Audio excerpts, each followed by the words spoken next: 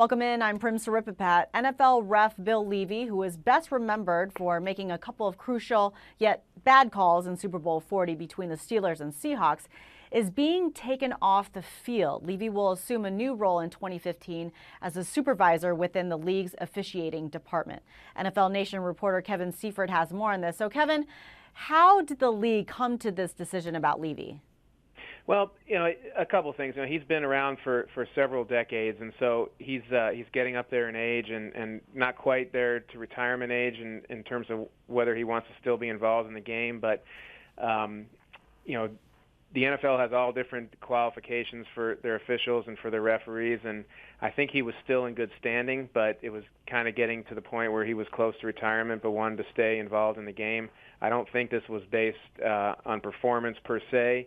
Officials make, the vast majority of the calls they make are right, and we all forget those immediately, and we remember the ones that weren't made correctly, and he actually admitted to those after that, a few years after that Seahawks-Steelers Super Bowl. But over the past few years, there's been a significant transition amongst the officials since Dean Blandino became the vice president of officiating for the league, and I think this move is probably best viewed in that the transition of a kind of bringing a new generation of officials into place.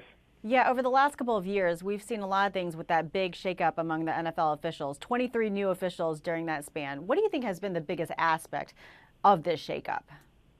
They're getting younger. I mean, that's well known when you look at the ages of the people that are coming in, and there's been a huge emphasis on physical conditioning for officials, especially in this age of hurry up, no huddle offenses.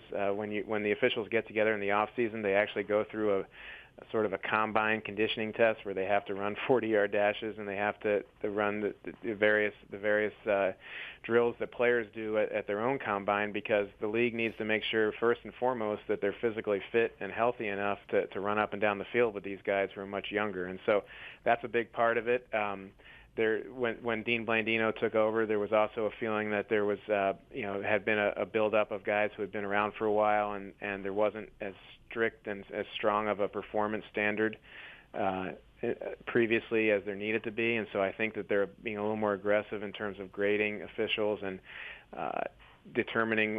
evaluating them at the end of the year and making decisions on their performance and future employment based off of that. And so it's kind of like a lot of situations in the NFL. When you play well, you continue to be employed by teams and get contracts. If you coach well, you're going to continue to do that. But if you don't, you're going to be released or you're going to be fired as a coach. And officials, it doesn't happen nearly to the frequency that we see amongst players and coaches, but I think we're entering into a different time period where the jobs could be a little more volatile than they had been based on the categories that we've described.